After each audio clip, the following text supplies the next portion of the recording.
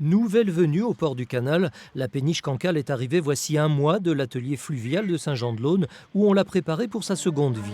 La première avait débuté il y a 58 ans, joli bébé de 39 mètres, gabarit Fraissinet, né à l'Arsenal de Toulon en 1951. Puis, pendant 30 ans, son histoire a été intimement liée à la Bourgogne. Elle a notamment été pilotée pendant plus de 30 ans par deux mariniers de la région de Chalon-sur-Saône, Joseph Maisonnette et Bernard Caprion. Donc c'est une péniche qui a une longue histoire et qui en plus a une histoire régionale.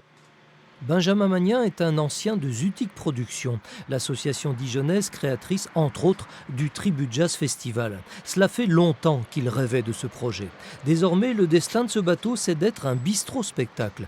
Un bistrot au tarif bistrot, pas cher, et un bistrot gourmand, avec des produits de qualité en majorité régionaux, car ce nouveau lieu est adossé à une SIC, Société coopérative d'intérêt collectif. L'exploitant de ce bistrot-spectacle, c'est une structure coopérative, l'autre bout du monde, qui regroupe 99 associés, donc des salariés, des bénévoles, des partenaires, des bénéficiaires, des producteurs aussi bien que des partenaires culturels, des artistes.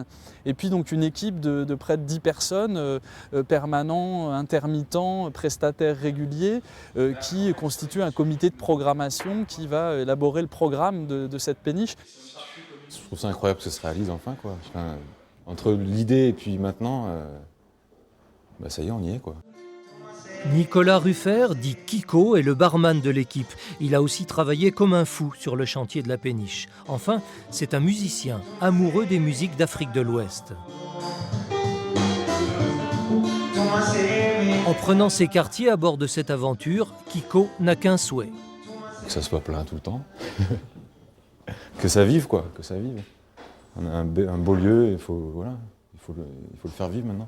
On a voulu que ce projet soit largement partagé dans un esprit coopératif, collectif, et on défend cette démarche d'entrepreneuriat social, d'entreprendre autrement, et dans ces périodes récentes de crise financière et autres, ça fait du bien aussi.